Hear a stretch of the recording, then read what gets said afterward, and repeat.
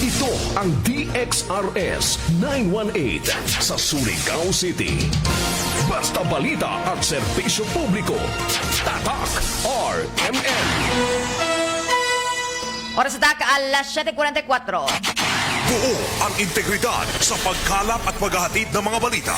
Walang haka-haka, walang duda. Buo at totoo ang mga balita. Kapag tatak, RMN. RMN News. Diretso Balitang Surigao. Headlines.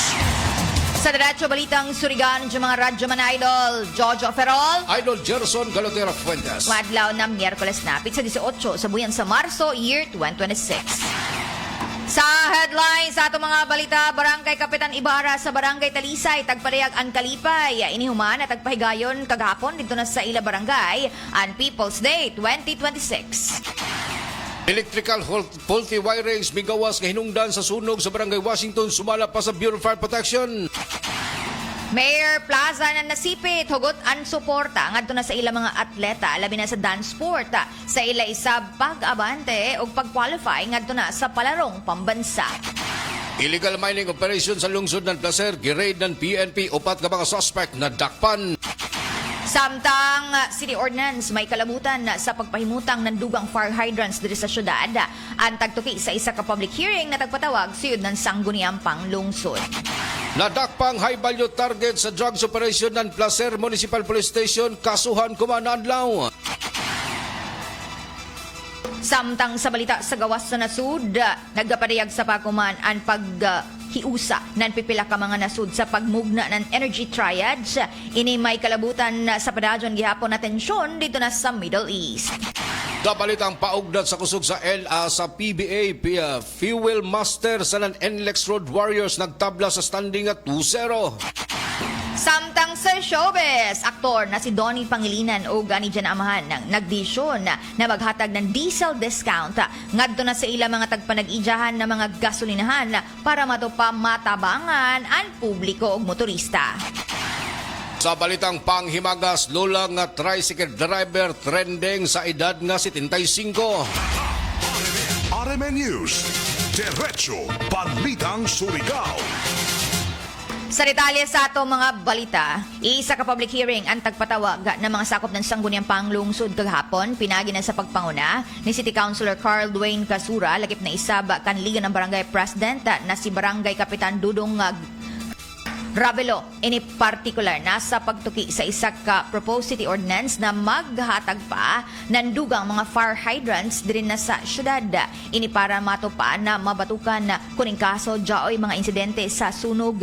Ini para isab na malikayan na an dako na pagkuyanap ng kayadyo. Pareho na sa Mitumao dito na sa May Nueva sa Barangay Taft aton milabay na tuig. Tagapadayag sa amon na public hearing ni City Councilor Casura kung unok importante anamo na pagpatawag ng tigom. Atong public hearing, atong tumong ato is public consultation of the proposed ordinance on the fire hydrant management of Surigao City. As we all know, kanisa na ordinance kanang natao gumikan kay katong last year katong sunog dito sa Nueva sa Barangay Tap.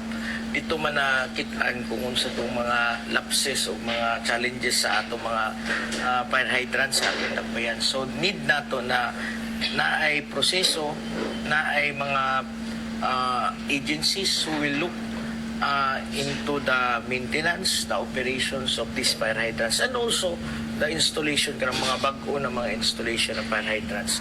So these fire hydrants na kanina ordinance will be ang ato tumong diri is maputangan nato ng designated area.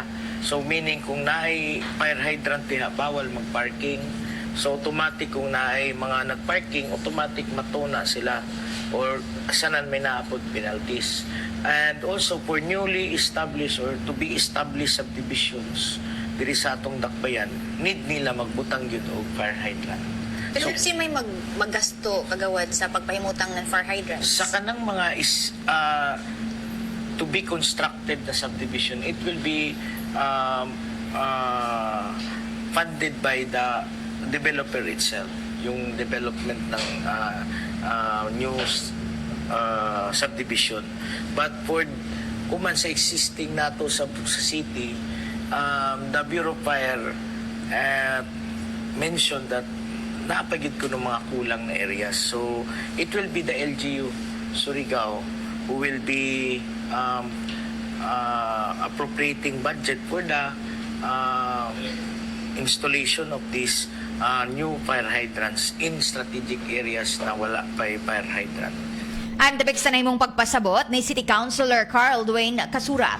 Samtang sa misab ng public hearing, ang mitambong dito, ang napipila ka mga barangay officials sa pareho na kan Barangay Kapitan Christopher Boyd Bonete ng Barangay Washington, Barangay Kapitan Mario Hesta ng Barangay Taaf o kan Barangay Kagawad June Parada. Lagip na isab dito kan Barangay Kagawad Dacuron ng Barangay Iluna.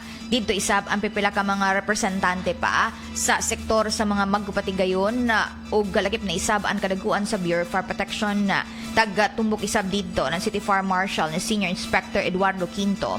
An ila isab mga natuki ilabi na kaiba ng mga barangay officials na nagpadayag og hangyo kung jaoy daan inventory nan habig ng Bureau of Fire Protection sa mga napahimutang ng mga fire hydrants palibot na sa ila barangay. Tepik sa nahimong pagpadayag isab ni City Fire Marshal Senior Inspector Eduardo Quinto. Based sa katong gihatag nga list no or sa map nga gihatag sa water district. More or less dana siya yung mga pilatong kuan last time na 50 plus, more or less 50 plus, but ang total nga kining serviceable kumbaga is nara sa 30 plus more or less. So I think Barangay Washington and Barangay Taaf diha ang hamok. Dito lang sa Barangay Luna, pagsaka sa Kanlanipa, medyo gamay ra. Highland. So sa imong tanaw, City Fire Marshal, yung pasakto sa oras gid kini nga pagpasar og city ordinance na kalabot na sa pagpahimutan ng mga fire hydrants diri sa city. Yes, ma'am Jo, makaingon ko nga this is the one of the right time na makapasa ang city ordinance regarding sa pag-put up ng mga fire hydrants para malikayan na ginato balik itong pangitabo mga dagkong sunog no atong na-encounter.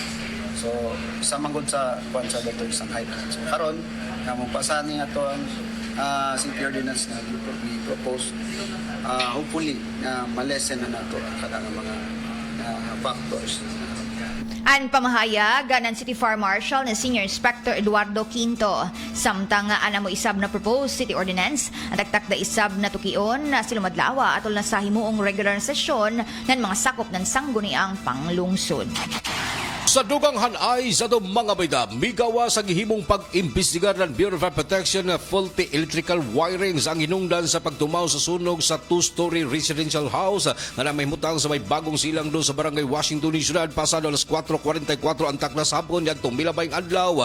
Nasulog ang maong Pinoyanan sa nga dunay duha ka mga pamilyang apektado kinsa tagapangidyahan kini sa usa ka dagalang Jose Alipayo Gorgonio kinsa miresponde usab ang tuyo ka mga fire truck gikan sa fire station ingon man sa Philippine Chinese volunteers og ang gikan usab sa PDRRMO nga fire truck na kundi kumbati kini aron usab nga maundang ang maong sunog base sa gihimong pag-imbestigar ng Bureau of Fire Protection sa pagbangunan ng Fire Senior Inspector Eduardo Quinto Jr. kanagbilin usab kinig danyo sa kinatibukan nga mokabat sa 250,000 ka pesos base usab sa ilang nga gihimong pag-imbestigar og naglatin usab kini sa fire code computation ng Bureau of Fire Protection.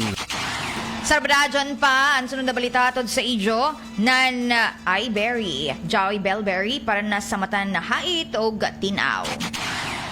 Hugtanong tagpasalig ni Mayor Rosco Plaza na nasipit ang ilahugot na suporta sa ilang mga atleta, ilabi na sa dance sport, iniuman na pipila sa ilang mga atleta pareho kan Crisildo Aunso o Tersilu Filion ang nakasuyod na o no-qualify para na sa palarong pambansa.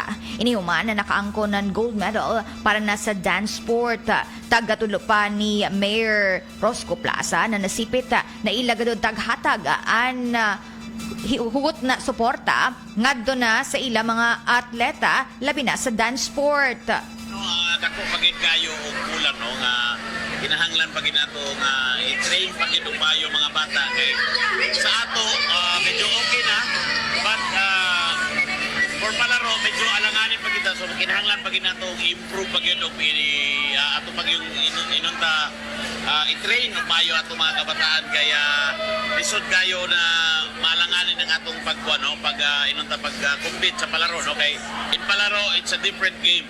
Diri sa regional meet okay lang but sa palaro taas na kayo ang standard no kaya different regions na ang imong kalaban and cities so dagko na kayo no ang ilang mga panyanguban po mga inunta mga dance sports ito dugay na sa ilang lugar inunta ang ubanan na naitag 10 years ang ato is nag-start pa lang ta diri sa Caraga region so we still need to improve pagyapon para sa atong mga dance sports na players. How true, Mayor, nga grabe yun daw ang imong suporta para sa dance sport o how true nga naamoy gikuha nga trainer isa ka foreigner?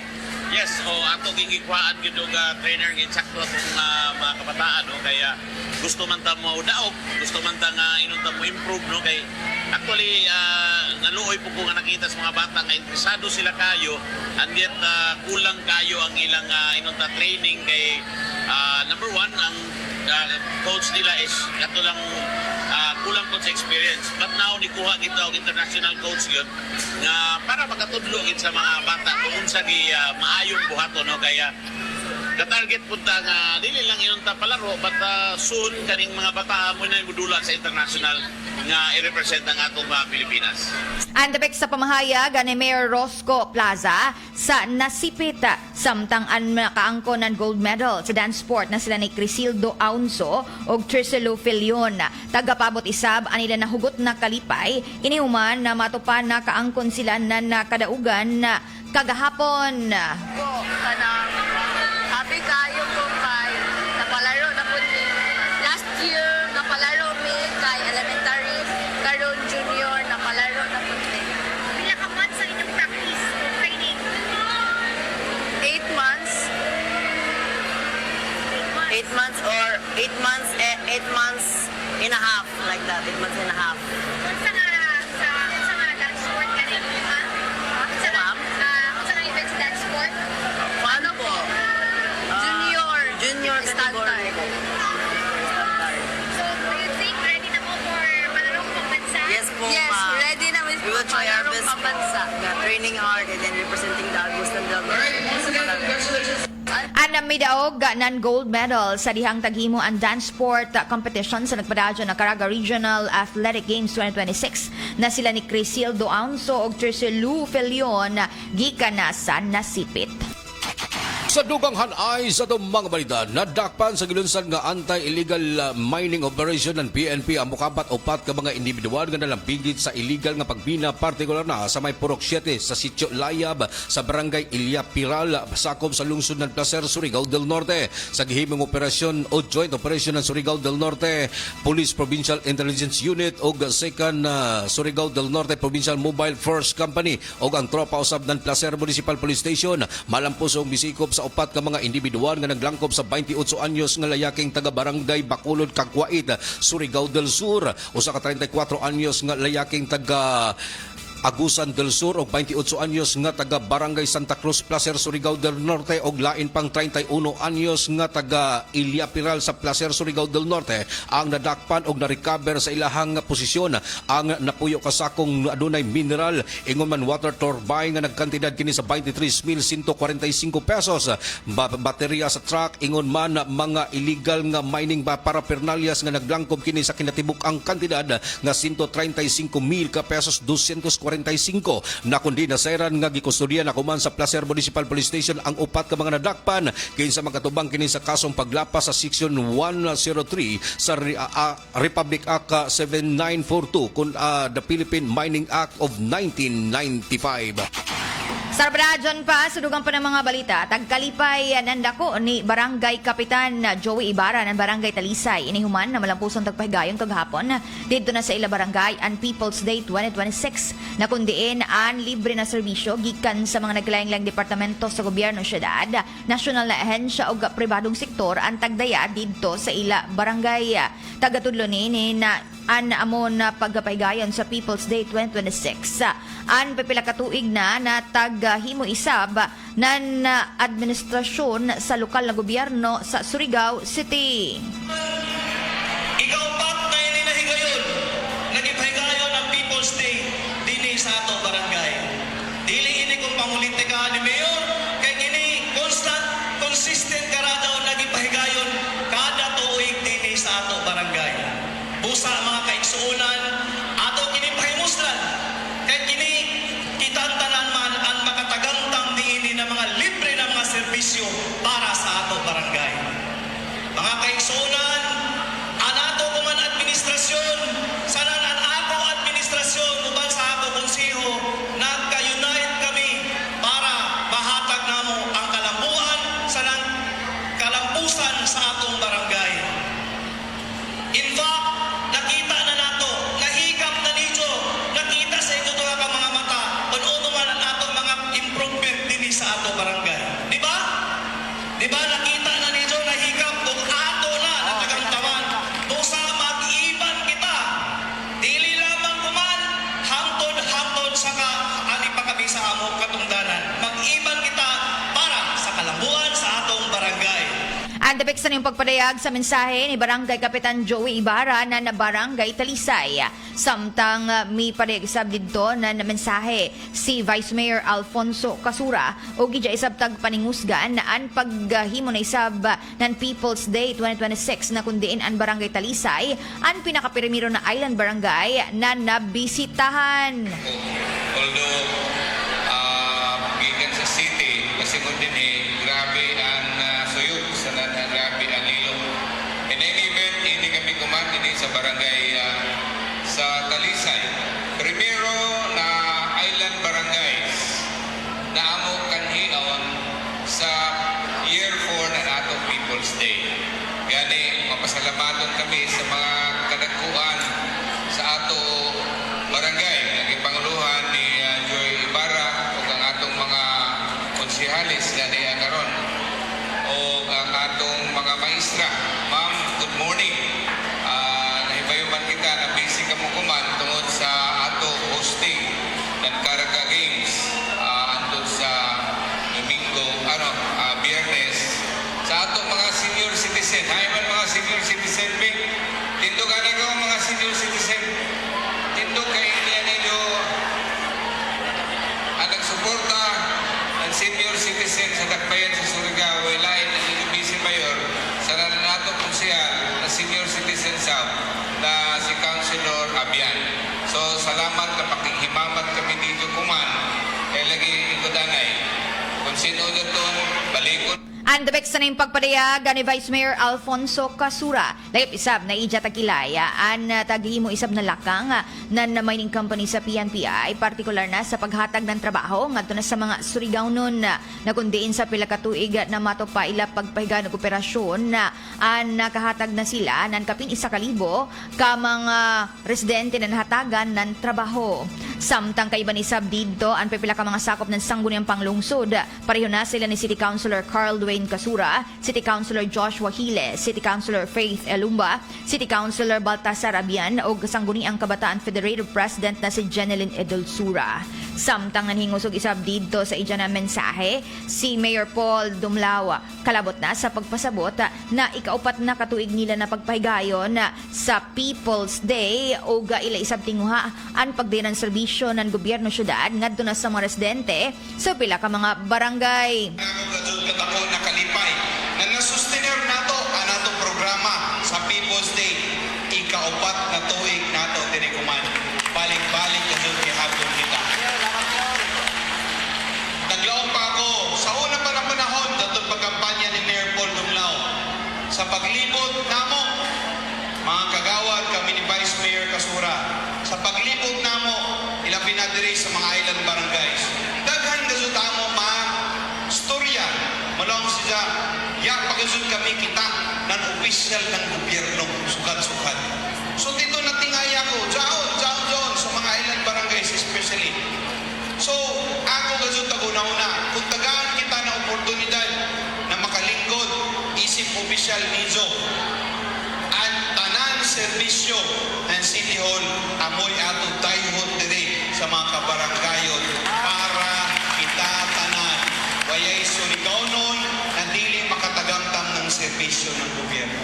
Tapos sa rin pagpadayag sa mensahe ni Mayor Paul Dumlao, lagip isab na ija tagatudlo ang nadugang pa na mga tagatakda na himuon na partikular na sa pagpalapad pa ng serbisyo ilayom na sa programang People's Day 2026. Ako sa inyo. Si Mayor Paul Dumlao, tagtagaan ni John ng ikaduha na higayon para magserbisyo gihapon. Izo isip Mayor Nacional. Kami ni Vice Mayor Paul Kasura, kami kay iban mga konsyal. Salamat Barangay Talisay sa izo suporta. So susunod na tuig, mag-iban ko gihapon kita? Ha? Mag-iban ko gihapon kita? Abi ni Jo, wala sila. Si Mayor Paul Dumlao, grabe ka sa mga panya. Kay naglibot sa barangay, di sa People's Day. Insakto doon, tinuod doon, nangampanya ako diri kuman. Kayo naman, ang pinaka-the best na pangampanya ang magserbisyo sa katauhan. So, dahil kami diri, kada tuig magbalik-balik kami, mangampanya sa izo, kay para gazon, na mahiti gazon, always kita mag-continue, always kita mag-abante, always kita maghatag og pulidong di kalidad na serbisyo para sa tanan mga taga-barangay Talisay. Salamat! Andugang pagpadayag pa sa mensahe ni Mayor Paul Dumlao, samtang isa sa mga highlights sa pagdadayan ng serbisyo dito sa Barangay Talisay sa People's Day 2026 kagahapon, ang 5 ka mga beneficiaries na mga senior citizens na ilayom sa programang Balik Ngiti na gobyerno syudad ang nakaangko ng libre na mga postiso ini sa paghimo isab na pagpaningusog para nadugang maserbisyuhan ang mga nagalisod na mga senior citizens ilabi na wayay ika-afford sa pagpahimutang ng ilang mga tagsa-tagsa ka postiso. Sa dugang hanay sa itong mga bida, gipaubos na kuman sa drug test sa crime laboratory ang usa ka 55 anyos nga nadakpan sa bypass operation sa pagpanguna sa Provincial Drug Enforcement Unit sa pagpanguna ni Police Major Audrey Rose Rivero nga gihimo diha sa may Purok 1 Barangay Badas, Placer, Surigao del Norte pasado alas 8:50 antak na kagabi. Nasairan nga ang amaong suspect na kilayang si Ruel Wilson Key, 55 anyos nga driver residente sa Purok 4 sa Barangay Badas sa maong lungsod ang napalitan og nakuhaan kini sa mukabat 8 ka plastic sachet sa tagtuang droga nga gibanabana nga motimbang sa kinatibukan na 11.5 gramos nga nagkantidad kini sa 75,000 ka pesos. Ang maong suspect ang detinado kuman sa custodial facility nan na Placer Municipal Police Station human kini nga giplastar ang pagdusog kaso dito sa korte sa kalapasan sa Section 5 ug Section 11 sa RA 9165 o Comprehensive Dangerous Drug Act of 2002. RMN News, Diretso Balitang Surigao. Sa Radyon pa, dirigyaman sa Diretso Balitang Surigao sa balita sa gawas sa nasud.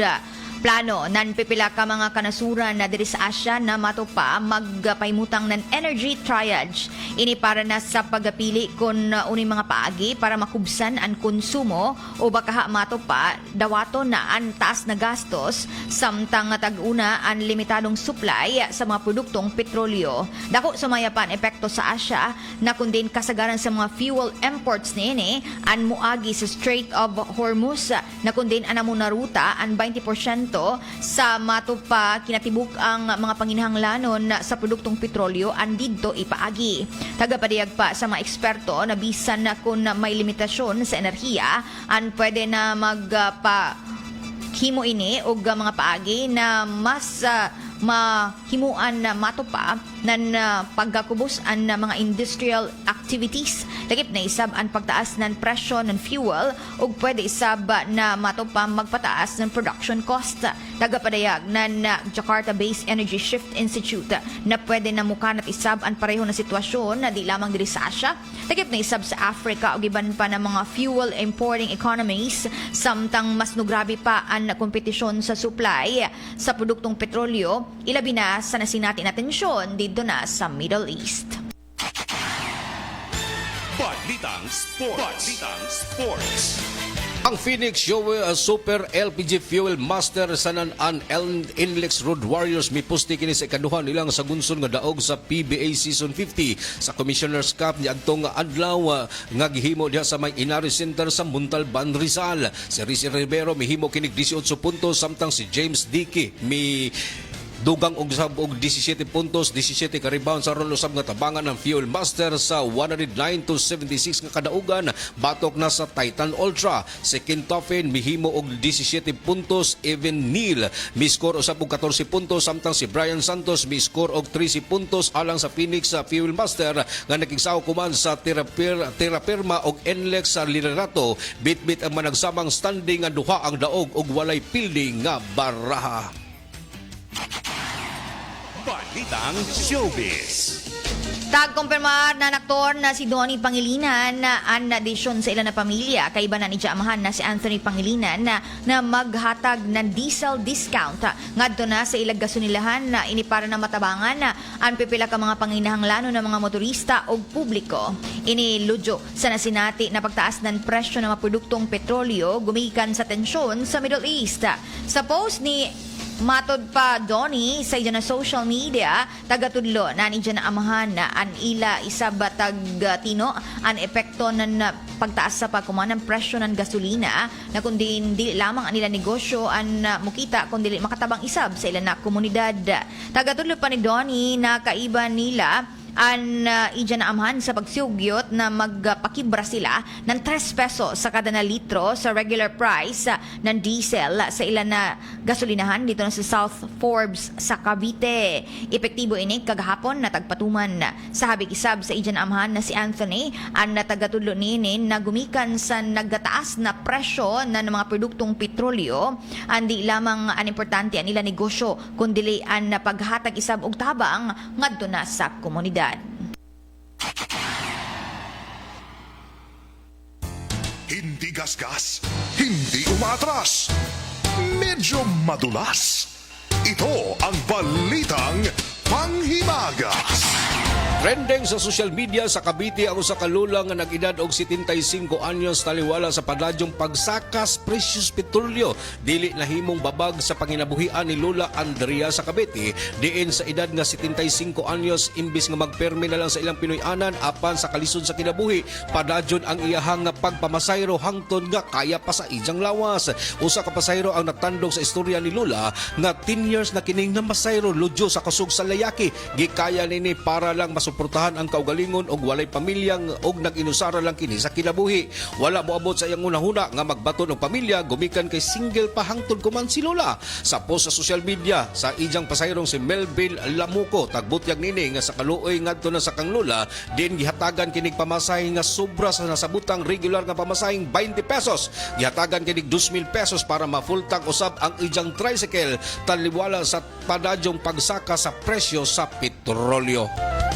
Ang utang bilib kita na Jay gud mga tao na may malumo na kasing-kasing anda mo tabang sa isig katao nimo pareho adto na pasahero ra si Ja no tabang adto na sa lola na laom pa nag-drive may ja tricycle driver so ni nga na ba pareho sa ato dire kun lugar-lugaran ka mo bisan kun waya pa ila petisyon sa sangguniang panglungsod an habig ng mga tricycle drivers o operators kun lugar-lugaran ka mo pwede ka mo na anidyo na pamasahe laom pa nila di na kan mga daw ng sinsilyo sa ila 15.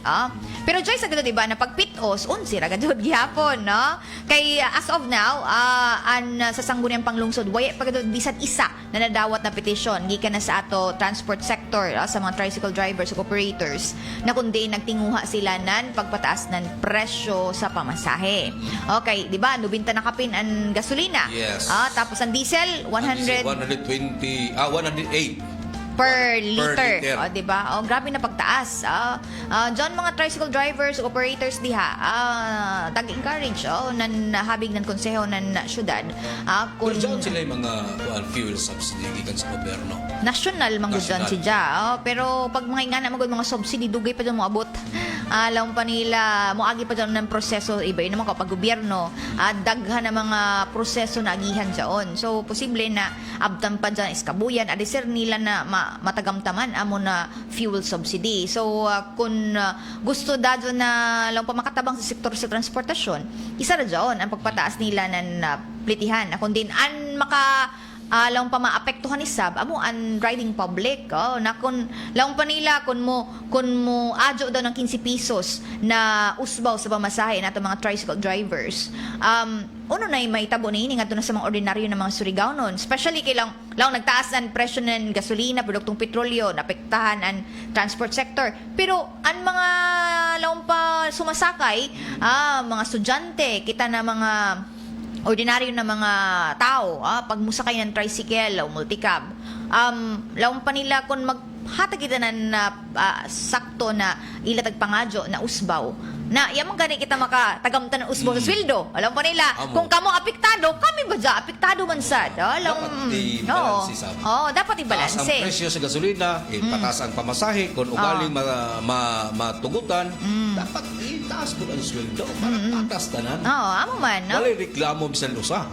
Kay lantawa ko man, an imo 500 o 1,000, kung sa una dako ang value, daghan an imo na mapalit. Pero kung man, gamay ra kang karadyaw, mura nan, sinsilyo ra kanton imo kwarta, kaya gamay ra kan man imo mapalit. So, amo dyan si dyan na sentimiento isabo, nan kasagaran, na kung diin mato pa nila kung magpataas man ang mga naglaing-laing sektor, kay ang rason na pagtaas ng presyo ng gasolina, diesel, ugban pa ng mga produktong petrolyo, dapat sa daw, dyan chain effect na himuon sa pagpataas ng suhulan. Kay tanan makita apektado, di makita mo lang na uy, kamurad sektor sa transportasyon ang naapektuhan ng ini na pagtaas. Lakip man kita ordinaryo, may trabaho o waya. Pareho man kita, lang padamay-damay na ang epekto ng inin pagtaas ng presyo ng gasolina, diesel, iban pa ng mga produktong petrolyo. So dapat, kung diyaw may mga domino effect sa inin na sitwasyon, domino effect sa ang uspaw sa mga benepisyo ba? Kaya para lang pa nila, ang pagkataas ng presyo, kung mapataas ang saban na sulan, di at least mura ba makasagang-sagang, alam pa nila patas-patas. Kontra na magpatuman sila ng pagtaas, kita ang sweldo mura gihapon. Mura gihapon, di mo. Mas kita ninoy mo yung makaluluoy. Kay kita may nagsagubag, kita may nagsulder sa ilahang padadyong pagpausbaw. Una-una, gasolina, sunod, litihan. Kita bagan stagnant. Amo man, no? Way lihok, way kasaw. So, kita, siyempre, mga yanong lungsuranon, magbagol-gol kita. Di man patas. Sana-sana sa imong taon sa gobyerno, dapat, sakto, ipatas kung patasan ang presyo sa gasolina, patasan sa presyo sa plitihan, dapat patasan sa presyo sa mga commuters, sa mga suhulan. Kay sakay man, mukuan man, mupalit ng gasolina, dapat ang himuon. Amo dyan ang pipila ka mga pagpadayag diskusyon. Magpugil ka 100. Bagan, pila na makalitro? Duhang adlaw. Kapin usa ka litro. Kuman, bagan ang imuhang kuan. Diba 97 naman ang gasolina? Ang uban barato, mas barato diri sa kuan. Di mas ingon nga kuan, mas barato dai usa ka gasoline station barato ra gyon. Pila ra may la? So imuhang libot-libuton, mas mahal gyud ang uban kumpara sa ining kay tuyo ra mangguna ka mga leading company sa petrolyo, ang Shell, Caltex ug ang Petron. Kung imong balansehan og bayo, subay-subayon ng actual nga pag-monitor, mas minus gyud ang sukot or kining presyo, ubos ang presyo sa kining Petron gasoline station. Sumala lang bisa ato ang pag-monitor mo na giingon nila nga naghording ba siguro mga tao kay taas ba ng linya. Dili na hording, kun dili nangita na sila mas barato. Tinuod man. Kay di ba aton laong pa nila one day before the announcement na magtaas ng diesel, nan kapin 100 na kuman, grabe kataas ang linya. Mura nagpanic buying ang mga tao. Pero tag-controller man sad na ato mga gasoline stations. PNP. Dili gani sila na muhatag sa imo. Nandiyon magdekaw ng mga container. Dapat sakyanan. Sakyanan gadod na i-full tank ba nimo? Ani mo na sakyanan. Kaya sa form of boarding na mo na magdala kag container. Amo man, no? Palit-palit kag isa ka container. Sunod, dahil na sa isa ka container. Dapat dyan, inyo pa dyan tapok kay ibaligya din dito sa nan mas mahal. Mas mahal. Tingi-tingi. Di dyan siya makatarungan nun. Di So, so, sa ingong ano, pero dapat kuan likayan sa mga inana kay sumala pa sa Department of Energy, bawal gid mga inana nga mga bote-bote kay delikado. Wala gyoy insakto nga proseso sa seguridad, labi na gyud sa pagbaligya nini nga wala usab mo patuman sa security mission nga gitugot sa Department of Energy kay ang gitugutan na lamang katong dispenser na lamang sa mga gasoline station. mga sakyanan na imo dadon na ipa full tank. Gani sa Butuan City, dito sa ila taghimo na lakang dito na ang kada na sakyanan hangtod 40 liters sa sila na magbaligya sa imo. Beyond 40 liters, di na ka pwede nila kuanan. Kay para patas daw sa iba na mga motorista. Kung imong basihan ang tangki-tangki lamang sa imong sakyanan, di ba siguro maabot og 40 liters. Ay ano kung Pero kung ba dyan? ko mga sakyanan siguro, pero Long travel ba dyan? Oo. Pero siguro dapat kanang giingon nimo nga by container na paliton. Ayun na kay Tagdili dyan. boarding na. Oo man. So, dapat siguro paningusgan pa ang pag-monitor na ato mga kadaguan sa Department of Energy. Kay daghan man good nato iya mabantay pa na sobra-sobra na anila pagpatuman ng presyo ng mga produktong petrolyo. Gani jud to pa iban na mga lampapurya lamang sa mga tarong no. John mga limbungan ba nadaan na an ila tagkumpra na mga supply sa gasolina, diesel o iban pa ng produktong petrolyo, milabay pa na buyan. Kiba nakastock na ba? Nakastock na. Oh. So Tapos anila pasirado gaw. Tapos laong pa nila nga wala na supply. Hurot ng supply. Unya pagbalik gabi ka mahal na dajon. Kay ngano ang kilang ilahang gikumpra katong previous pa nga mga buyan nga wa pa mo effect ning kagubot sa Middle East, ilahan na tong tagtaguan. Siguro nakakuha na siguro sila magbantay tani kay magtago na tadaan, mag-safety na tadaan kay inig buto sa price increase jaon ta ika-supply sa mga nanginahanglan sa mas mahal nga presyo. Grabe mga negosyante So, taon. but pasabot na kung nakaraan pa ito ni mo na stock, anang karaan na presyo ito yung pagpalit. So, not necessarily dapat unta na magpasulabi ka na ang bago na presyo sa pagkumanalong panila, tagaliog na.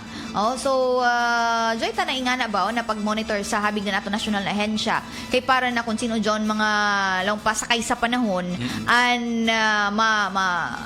mamultahan, mapahamtangan. Cease and desist order. Para manubag sa mga diyan mo gunay gitawag og explanation nganong nagpasaka ka unsa may nahimong rason nimo. Balansihon na nila.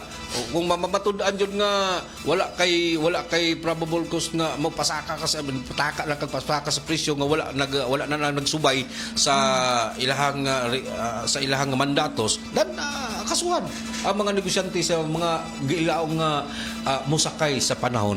Dili John siya maradyo na hinimuan no kay dapat kun unsa regado sakto na presyo amay mo hatag adto na sa mga konsumante. Dili ka magpasulabi kay lawom pa mura banan imo gadud tag dugangan pa ang kalisod ng mga tao sa inin taas na presyo na kun dili kun makatarunganon.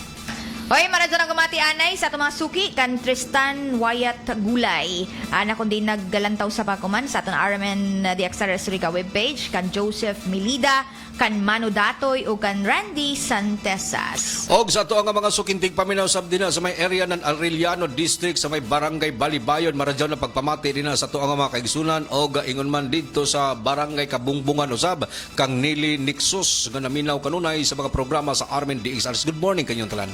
Good morning. Og ako na i-greet si Kani Board Member Melba Garcia na nagsaulog kuman sa dyan adlawng natawhan. Happy birthday niya. Happy birthday. Nakadawat ako ng invitation ni Ija para na sa ija birthday party. Ang ngadyan na gabi. Dahil na isab din nato kalimtan. Birthday sab sila madlawa ni Kuya Buboy Lansin na magsaulog sa ija na adlawng natawhan. Sa tanan na mga magsaulog sila na adlawng natawhan. Kan Kani Board Member Melba Garcia, kan Buboy Lansin, happy birthday sa iyo na tanan. Nahala, yan ang mga oras para sa Pradyon diri sa ato na programang Diretso Balitang Surigao. Sa ngayon, sa ato na kaibanan diri sa control, si J.O. Batan, inisab anin na Radyo Man Idol, Jojo Ferrol, Idol Gerson Galotera Fuentes. Tatak! RMN! RMN News. Diretso Balitang Surigao. Oras dag, alas 8:23. sa mga minamahal naming